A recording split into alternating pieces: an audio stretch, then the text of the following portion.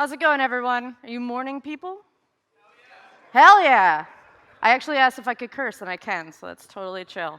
All right, so thank you so much for that lovely intro, Sarah. You will get to keep your job another day. I am not a ruthless boss, but I guess I play one on the internet. I am here today to give a talk, and my talk is titled, It's All in the Delivery.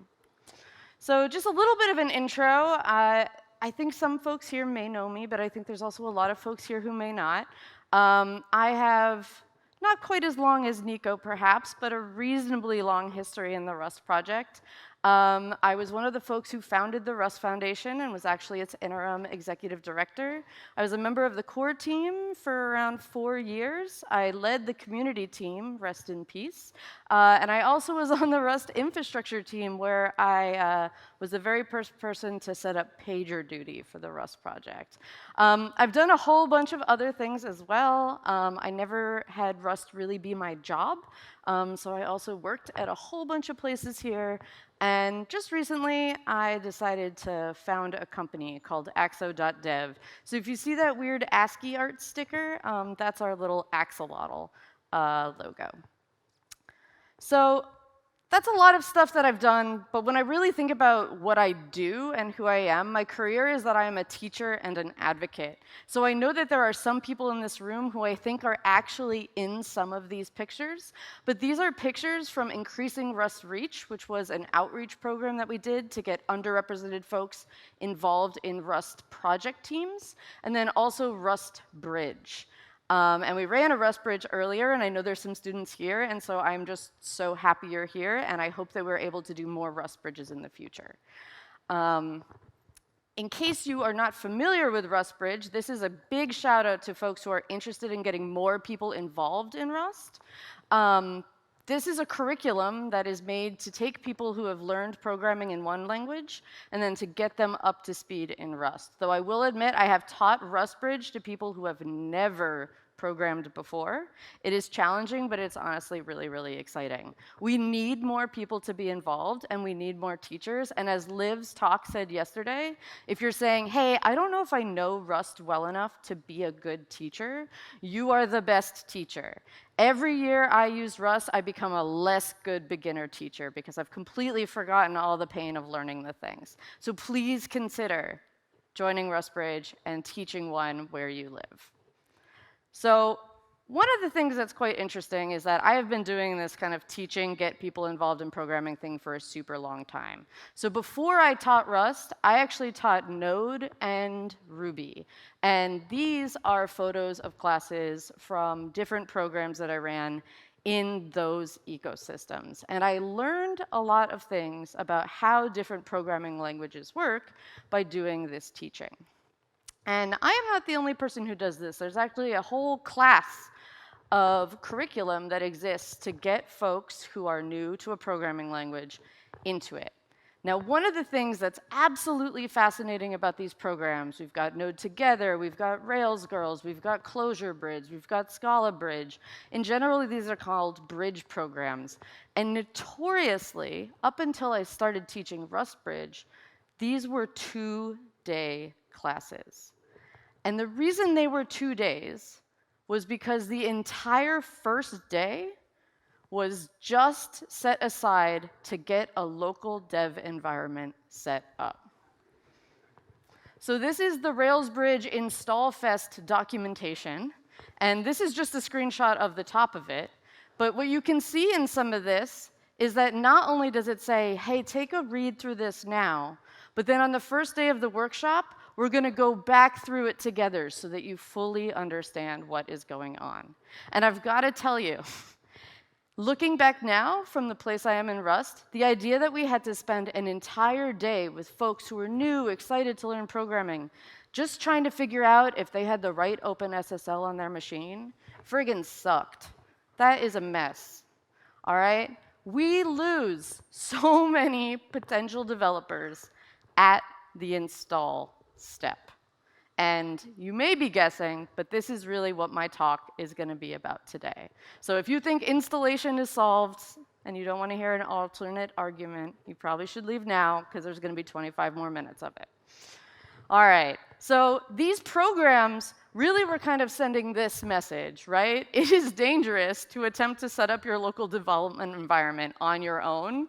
Bring some friends, ideally friends with swords. And this was true. I have taught those workshops where even after the full day, there are some people with such a cursed setup that they don't end up with a local dev environment. And that's why I know that people have been reaching for the kind of code spaces, ephemeral dev environment for many, many years. And maybe like Linux, it will be the year of the ephemeral desktop, but I'm not sure that that's going to happen quite yet. So in 2015, when I was teaching this, I would say the hardest problem in computer science is installing a local tool chain. And I don't think a lot has really changed.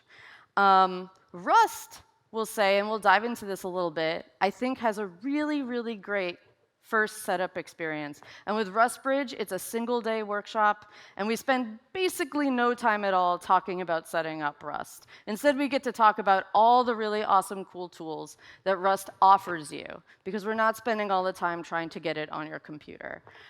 However, I think that for the vast majority of software, including software that gets written in Rust, installing is still a problem. So I asked all my friends, do people in Europe know this guy? This is a politician from New York City, and he says, the rent is too high. Who thinks rent is too high? All right, everyone should have their hand up. But installing software is also too damn hard. And I think as the project and as practitioners of Rust, we have the opportunity to improve this. So a lot of the talks today, and I think almost all the talks, though I haven't seen them all yet because they haven't happened, have been about building software. But my talk today is going to be about delivering software. There's lots of things that in this talk that could dive into maybe how we structure or build programs. But the portion that I'm really going to focus on is your program is written. What do we do next? Because there's plenty that you have to do next. All right, so through teaching these programs, I got involved in Rust by teaching at the very first RustBridge at RustFest Berlin in, I don't know, 2015, 16. But I absolutely fell in love. These were the days where we didn't even have Rust up. We had multi-Rust. Does anyone remember multi-Rust? Shout out to Burson. Yes, it's me and 2 other people. Yay. But I absolutely fell in love with Rust because of its delivery. This was the thing that I liked. Everyone's like, oh, the compiler's cool. I'm like, sure. But like, I installed it in like 5 seconds. Like, that's huge. And one of the things that I really loved about that was that as I became somebody who was building Rust programs, I was like, I want them to have that joy too. I want to share the experience of like, cool, I just use this. I don't have to worry about getting it set up on my machine. So I have, throughout my career, written a fair number of Rust dev tools. You may be familiar with them, you may not. And I say Rust dev tools, I mean dev tools written in Rust, not always for people who write Rust, and we'll dive into that a little bit later. But I built out all of these tools, and I love building tools. I love empowering folks to be able to figure things out. And what I learned writing all these tools is we lose so many developers at the install step. I was talking before about how we lose so many potential developers. So, oh, beginners, like it's hard for beginners, of course. It's also hard for people who are not beginners. And having built out all of those toolings, I'll tell you, at least a third of my issue tracker is about some type of environment setup or install problem. Now, you might be like, Ashley, do you just really suck at writing that stuff? I don't know, maybe. But I also think that it should be much, much easier to do. So what I found was that I had stopped being a DevTools developer, and I started being a release engineer. And I feel like, Pietro, you better be here somewhere. Release engineer is probably it's always, at least in the open source projects I've seen, it is the biggest, most overworked team that no one talks about. So find members of the release team and thank them for their work today, and we're going to talk about some of the things they do that I think are awesome. But being a release engineer is intense, and it's not building developer tools, and that's what was really bumming me out. So I managed to do a little spelunking in Twitter and find some of these old tweets. This is me talking about WASM-Pack and what I need to do. WASM-Pack is a tool that takes your Rust, it uses WASM-bindgen to turn it into WebAssembly, and then it packages it up and ships it off to the browser or NPM or wherever you would like. But I didn't spend a lot of time actually worrying about cool WebAssembly trampoline traversal. Instead, everyone was like, why are we building WASM-pack from source in my CI when I am just trying to get it onto NPM? And so I spent a lot of time using Travis CI, which you can see the timestamp here is 2018. Any AppVeyor users in the audience? No, I'm showing my, yes, we've got one. So yeah, almost immediately upon starting to write dev tools, I just started writing CI and I started doing release work. So this is me being excited saying, hey, we've made binaries. But of course, binaries don't really get you all the way you need to go because you still got to add it to your path. You still got to figure out what platform you're on. So then I made a website, then I made installers, then I made excuses for people who said that curl pipe sh scripts are insecure. Come for me. I'm ready. But this is the work that I was doing, and it wasn't really any of the like kind of cool WebAssembly stuff that people are talking about. I was just doing release engineering work. And the other thing here is like we were building out installers for Windows, and hilariously, I don't know if folks here know Ted. I always say good guy Ted. He maintained all of the amazing stuff like on the Mozilla Rust team, I feel like. And he was just like, hey, did you do that installer as a one-off? Or is there like an existing method for easily building one? Lol. 4 long years later, I have created a company, and that's what we're doing. But there isn't really great ways to just build these things out. And yet, I think at this point, especially in the Rust ecosystem where developer experience is so critical, it's something that we expect. And I will give a shout out. This is not the full team. We do have 2 other folks in Canada, Arya and Misty. If you're watching, hi. But yeah, so we're really focused on release engineering. And again, this is something that I've encountered so much in the Rust ecosystem. So yeah, I had stopped being a DevTools developer. I started being a release engineer. Now I'm a release engineering DevTools developer. And it goes over really well when I explain that at Thanksgiving. A US holiday. Guess not a good Europe reference. Yeah, so when I talk about software delivery, it's often something that folks don't know, and it's one of those things that has kind of infinite density, where if you zoom out kind of far, you're like, cool, software delivery. I have code, and then the code goes to my users. And like maybe I share a repo. That's a very popular way to do it in Rust. And we just like hope that they like figure it out. Like it's cool enough that they should want to figure it out. But if you look just a little bit closer, software delivery really looks a little bit more like this, where you've got your code, then you have to build your final build artifacts, because remember, you know, we don't default to -- release. So if you're trying to do profiling and you want to say Rust is slow on Hacker News, you'll get completely like blown into oblivion by comments. You have to build artifacts, and then you got to wrap those build artifacts up in packages and installers, and then you got to go put them somewhere, and then you have to create ways for your users to go find where you put them. And this is a lot of work. It's a lot of work. And this isn't even all the work, because we have done the thing that many analytic philosophers love to do, but we forgot the aspect of time. Software delivery is really this. It's doing that, and it's doing it over and over and over and over again in a reliable way that your users trust. And so this is a capital H hard problem, but I don't really see a lot of people talking about it, unless they're in like the cloud native space. But I think as Rust developers, we should be caring. All right, so I fell in love with Rust because of its delivery. And what do I really mean by this? So I think that Rust gets a lot about software delivery right when it distributes itself. So the very first thing that I thank the Rust gods for every day whenever I teach a Rust bridge, or honestly whenever I onboard a new developer to Rust, whether it be on my team or a friend, is Rust Up. The idea that we have an installer that works across platforms, can fall back to building from source if needed, and allows you to update your tool chains is incredibly important. I come from Ruby and Node, and to this day, you'd think, oh, Node, isn't that like a rather ubiquitous platform? They still don't have a formal, official way to install it. It's actually like a really big problem, and I think it's wild that it doesn't get solved. So RustUp is unique. and I think it's really fantastic that we have it. And you have to realize with software delivery that things build off of each other. But if we didn't have Rust up, I don't think things like channels would work, because it would be way too difficult to be switching between them. And just to give a little shout out to this, for folks who may not know, channels are the different kind of sets of tool chains that you can use, from stable, which is what lots of people use, and then there's beta, and then there is nightly. I think this is very useful. A small shout out for the release engineering team. They'd like you to use beta more so that you catch things sooner. Please do it. I like to throw it in CI, especially if you got the free CI. It's always can be a very helpful way to just give back a little bit to the project. But channels were fantastic, and they were part of this commitment that Rust had to stability as a deliverable, or I think, as Nico mentioned, the classic stability without stagnation yesterday.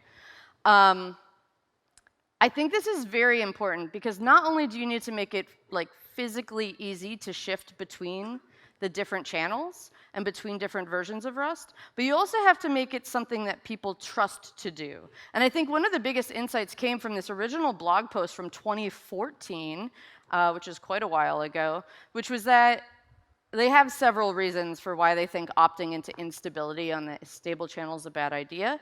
But I think the big one is this. Telling people that something is unstable and then giving it to them to use doesn't work. Like, it simply just does not work. And so we really need to commit to offering things that will be stable. And I saw this routinely in the Node ecosystem and other. But yeah, you can't just tell people. And I know, like, it's kind of an RTFM attitude. You need to offer people the APIs that are stable, and they need to be able to opt in to instability, not opt out. I think this is a conversation that's happening in the Rust project that's kind of re-kicked up. And so I wanted to kind of reach back into the past and say, remember why this mattered so much. It got us here today. We may need something to get us somewhere else in the future, but it is always worth remembering what got us here. All right, so the next one is Crater. And so how many people here know what Crater is? Cool. How many people kind of wish they had their own Crater for their own project? We're working on it. Come talk to me. Yeah.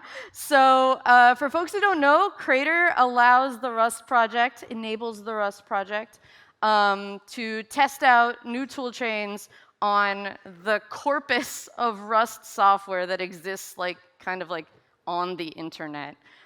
There's some fascinating things that they do with this. I could probably give a whole talk about Crater. And I'll say, I didn't do anything with Crater. I'm just like an adoring fan.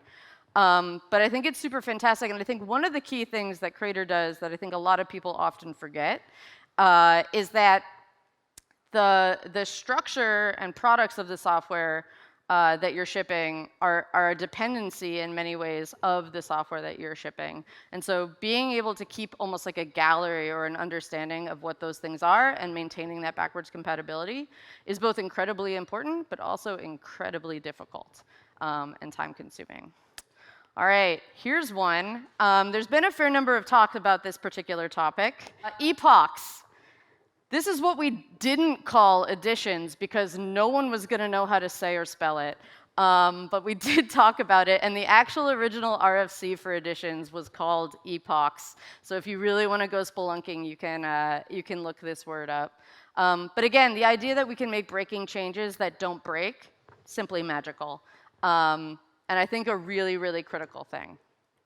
All right, and finally, a lot of the things I've been talking about are old things. And it's like, well, have we made any progress? And part of my talk here is to say, hey, I think we kind of stopped paying attention to some of these really important things in Rust, and I'd like to see us pay more attention. But to give a little shout out to a more recent thing, I think the target tier policy is fantastic. For folks who maybe don't know what that is, you can compile Rust to any number of platforms. We'll talk a little bit more about all the different types of platforms that folks can compile to, but knowing what the support is there is super important, and this is just a very explicit policy for doing it. Fun facts about this, though, is that you're really balancing the needs of your end users with the needs of the Rust maintainers. So how many people here have like a M1 or a Silicon Mac? Keep your hand up if you think it's a tier 1. Yeah, there's still hands, and that's because you would think it is, but it's not. And part of that has to do with the availability of that raw metal to be automated in CI systems, and that's very difficult. Although the cross is very easy, you'd still have to be able to run test suites, and so that's a bit complicated. But I do think the work here, at least having a policy, is step 1, so that you can look at it and start understanding those problems. So this is a very interesting slide that is going to feel almost like a non sequitur. But this is a graph of the usage of web browsers over time. It starts in 2006, I think, 8, and goes to 2019. Ashley, why are you talking about web browsers right now? Rust learned a lot of what it meant to deliver software and what stability meant by looking at what was happening in web browsers as it was being built. And it's worth noting, of course, now it's 2023, and we're like, browsers are fine, the internet is stable. But if you look at where Rust 1.0 happened, and then you look what was happening with browsers right before it, it is what was called the second browser war. And things were super unstable. And as folks know, Rust was growing up inside of Mozilla, which has Firefox, which is a main browser. And the reason I call this out is I think that Rust has had a lot of popularity and success because it looked at basically the #1 most popular growing software platform, the internet, and was said, what are the guarantees that people need to be able to use software today? And they modeled it off of, I think, possibly likely to be the most successful software platform in the world, and said, okay, we need to be giving guarantees the way internet, like with the way the web gives guarantees. And so it's something that folks probably don't think a ton about, but it's something that I think haunts is too negative, but something that I think is very unique and interesting about how Rust grew up. I think when you look at other systems programming languages, they were significantly less influenced by web development in any capacity, and yet looking at the history of Rust, there's so much about how web development affected it and influenced it that is worth keeping in mind as we bring Rust further into the future. All right, so I told you about what I think Rust gets right. But obviously, this wouldn't be an Ashley talk if I wasn't like, well, no, I think Rust gets a bunch of things wrong, too.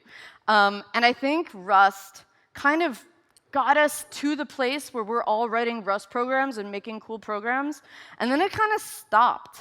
Because now we got all these programs, and we don't have really any great tooling for distributing them. And so I'm going to dive into that right now.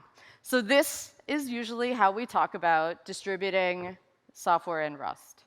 I will say, before I go any further, I friggin' love cargo. I love cargo. I want to see cargo grow more, but cargo's great. But maybe, at least currently, the way we have cargo for software distribution isn't the right solution. So when we think about Rust and how Rust thinks about software distribution, we have to remind ourselves that it comes from this era where this idea of being able to write your software one time and then be able to compile it on any platform was a super big deal.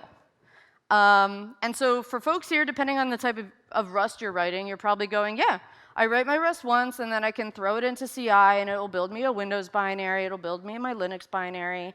And that's really cool. There's probably a fair number of other people here who are really familiar with config. And the idea that there's actually a lot of work you often have to do when you write your Rust program to be able to have it perform appropriately on different platforms. And so while I think Rust is certainly on its way or is kind of best in class for this idea of write once, compile anywhere, I think as we see Rust go to a lot of different places, there's still a lot of work we have to keep catching up, to keep delivering on this promise. And so in many ways, Rust thinks of itself as competing with C and C++. But I'm going to say something kind of different, because while this is all happening, we actually, like, time passes, and the way people think about software also changes. And I really think we're competing with something like Java. And you're like, Ashley, why on earth are you talking about Java? It's because of this. So Java for all of its Java-ness, was really a pioneer in this idea that, like, cool, we should be able to write it once and, like, make software on any platform. But you know who doesn't really care about making software? People who use software. People who use software often don't really care how you make it. They want to run your software. And so actually, the thing that really matters is being able to write once and then run everywhere.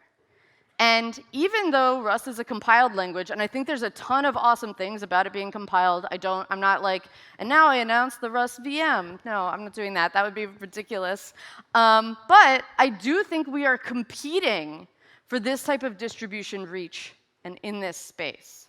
And so I almost lost my breath when I saw Lisa presenting yesterday, and she showed that bullet that said, cross-compiling is easy. And I was like, oh no, I don't want to disagree with Lisa. And then, wait for it, and you had that second bullet. I think there's a ton of work still here to do with cross-compiling. And I think it's a place that we really need to invest. I always love to give a shout out to this. How many people here use Rust TLS? Everybody here should be using Rust TLS. It's freaking awesome.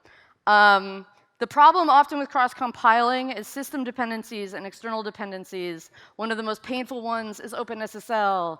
Just don't, and use Rust TLS. But yeah, like, these are still capital H hard problems in systems programming that I think Rust could have a huge impact on if it paid a little bit of attention to. So for folks here, I don't know any Python folks? This is a tweet from Charlie Marsh. He's currently working on amazing Python tooling that is written in Rust. It's super fast. Like, it is a great example of why Rust is super baller. But yeah, he bought another computer. How many people bought another computer to do cross-platform testing? How many people are doing cross-platform testing? Yeah, that's not enough hands. All right, see, you're making my point for me. But yeah, cross-compiling could be better. And if we are competing with folks like Java, if we're competing with languages with VMs like this, that story has to be better. And I don't think we can get away with not competing. I think we have to. So this is a classic question. I'm just going to say this. Windows matters. Build for Windows. But yeah, this idea of write once, run everywhere, I think it really matters. And I've heard Rust once, run everywhere. It's a blog post from Alex Crichton in like 2014, and it's about FFI. It's an interesting talk, but I do genuinely think we still haven't approached this, and that this is kind of the next horizon for Rust. But the other thing to mention is, like, while Java was talking about running everywhere, everywhere moved. It moved. So how many people have participated in the Rust call for blog posts for the roadmap? This is like all old stuff that people are like, does that even happen anymore? Maybe not. But in 2020, it did happen, and Boring Cactus wrote this small post. And what they said was, hey, it's really cool that, you know, having a code base and having it run in all of these different places. And right now, the only language that's really achieving this run anywhere, if we include mobile and the internet, which is not what Java was talking about when it talked about run anywhere, those things happened, and we can't ignore them. And you know who's doing that great and no one else is doing it? JavaScript. JavaScript's doing it. We're competing with JavaScript. And this is my little shout out for WebAssembly's cool. We still need to put it in the client. It's fine on servers, but like, we can't forget about putting WebAssembly in the browser. If you care about that, come find me. But yeah, we think we're competing with C and C++. We're really competing with JavaScript. We're really competing with web-native VM-based languages, and we are doing it without a VM. But Rust has always liked a challenge, right? So just use cargo. So that was a little heady. I'm going to bring it down to something potentially a little bit more practical, which is cargo install. It is always worth going into the RFC repo to try and understand why something was originally created before you go ahead to critique it. And the thing that I'll say here is cargo install was never supposed to be the way that you distributed software. But the problem was that we did cargo install in 2015, And then we didn't do anything else. So this is my plea. And how many security engineers are in the audience? Supply chain. All right, I'm ready. Can we please stop building things from source? All right. So I knew that this was going to be controversial only because almost all of the distribution methods I see, particularly in the systems area, they all seem to prefer building from source. Oh, maybe they have a binary cache somewhere, but really seem to prefer building from source. And so I was like, okay, this seems like the most wasteful and error-prone way to distribute software. But like, sure, tell me what I'm missing. What do I not get? And so a lot of people were like, have you heard of Gentoo? And I was like, kind of. And I read this, and if you can't read it, what it really talks about here is the idea that people like building from source because they expect that the user of their software has strong opinions about how that software gets built. And that's cool, but time has passed, the way software gets used in the world has changed, and the vast majority of the users of your software, unless you're doing some really specific things, probably don't care about how that software gets built. They just hope that it got built. And this is even for technical developer audiences. Like compiler flags, no, they don't want to deal with that. They just want to get on and build their own software. They don't want to build yours too. And so I'm not a fan of these motivations, though I get it for a very, very small fraction of the audience. This one felt a little bit more accurate. I'll let it sink in for folks. I'm not going to do the voice. My argument here is maybe we're building from source just because we kind of always did it like that, and now it's just kind of like a thing that we do because we always did it like that. And in some ways, when you have the compiler messages scrolling on your terminal while you're sitting at the cafe, you kind of look like you're in the Matrix, and it's very cool. But also, you're just not doing any work while that thing is compiling, and so it's a bit of a waste of time. Shout out to Avdi. He's from the Ruby community, if folks don't know. He's very funny. But here is someone, potentially, if you're in the Rust community you're familiar with, is Manish, where I think quite practically one of the things that we recognized was like when we came up with cargo install, we were kind of taking this thing that we kind of already had for libraries and kind of tacking binaries on. And if you're a Rust developer, you may not spend a lot of time thinking about the difference between a library and a binary project. When you teach beginners and you teach Rust Bridge, the very first thing you have to explain is that there's two types of projects you can make, and it's a library and a binary. And so it's something that's always kind of top of mind for me. But I certainly think that this is part of the reason we found ourselves in this conundrum. And then finally, and I think this is actually probably one of the most reasonable and an open question for what I'm going to end up proposing in this talk, is it is true that if we ask everybody to install and build from source on install, that we're actually just doing a massive kind of like Web3 distributed, decentralized CI system that allows for maximum configuration and customization. But who here loves managing massive, decentralized, distributed CI systems? Cool. We'll hire you. We need a CI person. Yeah, I mean, it's really tough. And so I do think the question of, like, who is going to give us all the compute to build the binaries if we're not going to ask everybody with a laptop to do it? Very good question. But still, I think asking users to be a CI pipeline cog is brutal. All right. And so part of this is because for a long time when we built software for people who were like us. And so asking somebody like us to do work that we knew how to do was fine.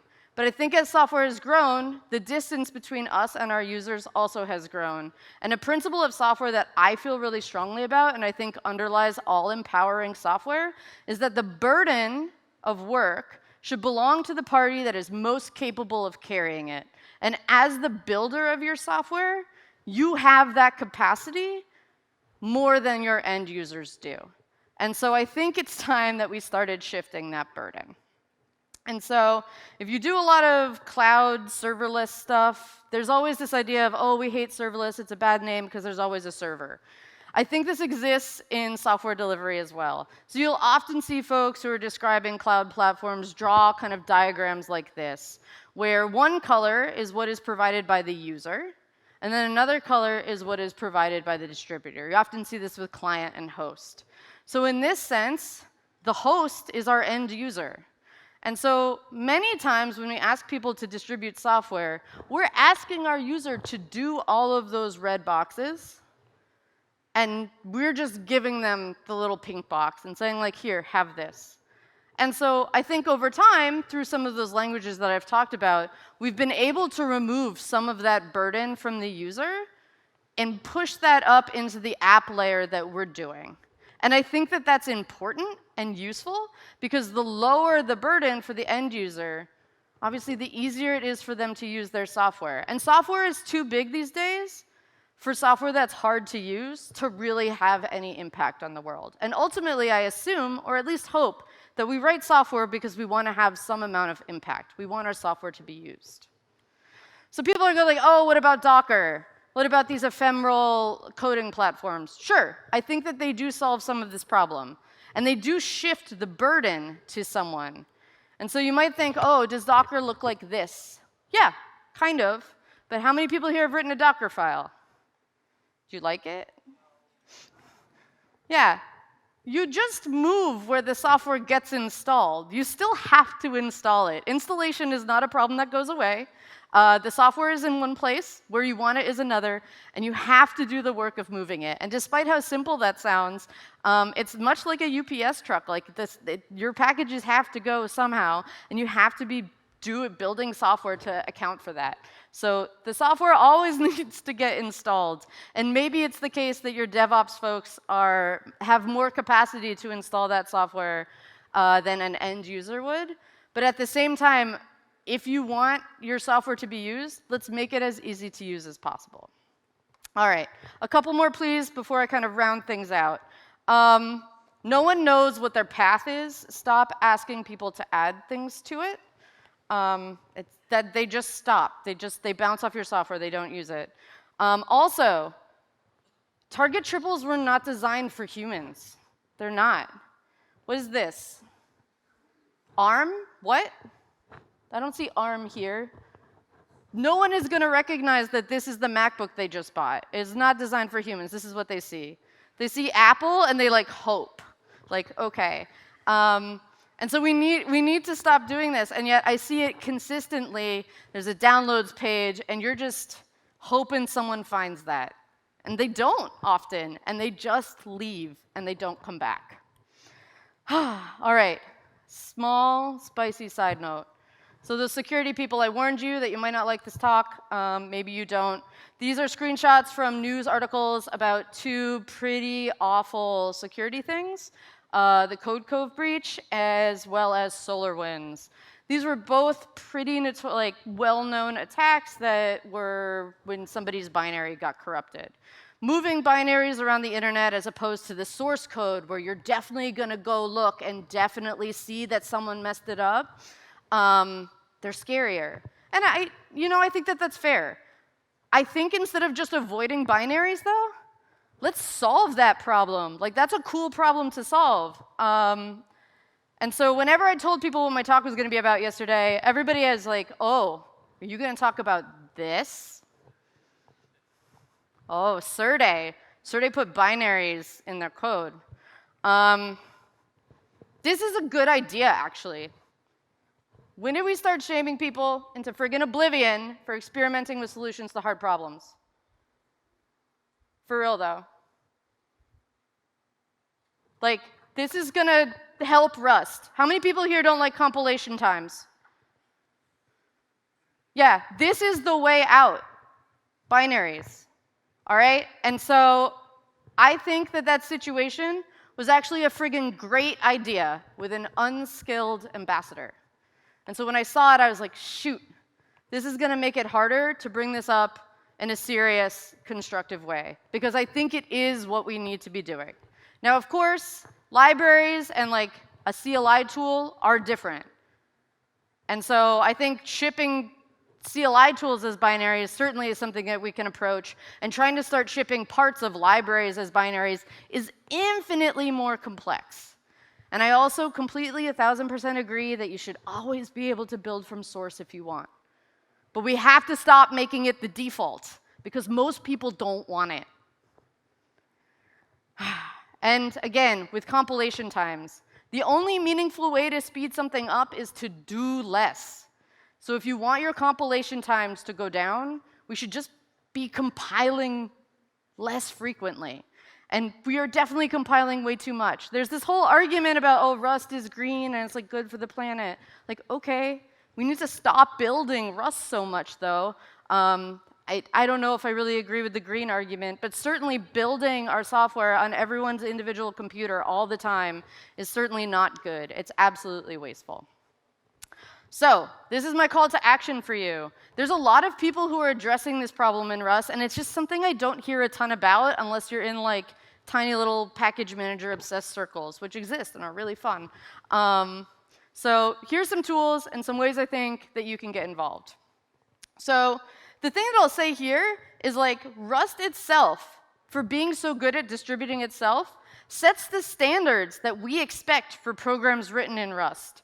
But the problem is that we don't have tools, like we haven't made the tools that we use to distribute Rust generic for all the people who are now distributing tools in Rust. And so this is what some of those tools are. So the first one is a shameless plug. My company built a tool called Cargo Dist. It's super awesome. It'll build your artifacts and installers for you. A kind of sister project is Cargo Binstall. You can start using this today. You should totally do it. You can install pre-built binaries. So you can use Cargo Dist, it makes your artifacts. You can use Cargo Binstall, it downloads those artifacts. Your registry is the GitHub Releases tab. Additionally, we have some other people from other language ecosystems showing up. How many people have ever heard of Maturin? The person who runs this Messence is just doing frigging awesome stuff in the PyOxide world. The PyOxide people are doing good stuff. Rust tooling could learn from the PyOxide tooling, and I think we should do more of that. This is doing cool build and packaging work, kind of similar to what Cargo Dist is doing, but for the Python folks. And then there's Crab Nebula folks in the audience, right? This is not a sponsored slide. I just put this here. So Towery is also doing really cool stuff. They're doing, GUI app dev, but they also have a whole section on distribution because, again, especially with GUI apps, like people are not going to build from source to like use your text editor. Like you need proper distribution, and I think it's time that we all had it. All right, and I also want to give a small shout out because there's been some confusion. As like an OG Rust project person, this is what working groups are for. Working groups are designed to push a portion of the ecosystem forward that is necessarily going to need changes in the project to really achieve the goal it wants. And so I'm not trying to revive working groups now that I'm not on core, and so it's not my problem. But if there were a distribution working group, I wouldn't hate it. I think it could be really cool. All right, so some final takeaways. The first one, if you're building dev tools, the #1 user of your dev tool is CI, and people are just throwing money in the bin because they are cargo installing your tool. Stop. Stop doing that. Give them something. The more important one, I think, you are increasingly not your user base. And your user base is increasingly less technical. And this doesn't mean your users aren't developers. It's just that like everyone's patience for the arcana of like computer science is like dwindling. We're past it. We don't need that anymore, and we need to be catching up with the software we develop to meet people where they're at if we want to continue having impact in the software industry. All right? Like the next generation of Rust users, people who use Rust programs, they aren't Rust developers. We've got Tailwind CSS in Rust, the Python stuff, we've got terminals, we've got databases. Telling people to cargo install Tailwind would be absolutely unhinged. So we need a solution for that. But more importantly, I think, the next generation of Rust users aren't developers at all. Now you'll see there's less pictures on this slide. Valorian was the best game example that I could find. Rust is definitely more like always a game engine, never a game situation. But I'm hoping that that changes. And I do think distribution solutions will help move the needle on that. But also just always a shout out to 1Password. They've been doing this for years, and they've really been able to push a lot of stuff forward, which is great. All right, finally, and this is maybe the most controversial, empowering developers, which is what Rust wants to do, right, is inextricably linked with empowering the users of their software. And so when we think about how we develop Rust, I also want us to be thinking about how the people who use our software are experiencing it. And to remind you, you should think about making sure that the burden belongs to the party most capable of carrying it. There was a famous guy who once said, "From each according to their ability, to each according to their needs." You may know him. I think this is useful when we think about building empowering software. And that's what Rust wants to be. It's the tagline on the website, right? We want to empower more people to be systems engineers. And we want to raise the bar for software reliability and safety. To achieve this, we need more people to use software written in Rust. We need to start thinking of Rust being successful not as how many people write Rust, but how many people are using the software that's written in Rust. That's really the next goalpost to think about. So, and we always want to deconstruct trade-offs and assumptions, hack without fear. I think we're really well positioned to have a massive impact in this area.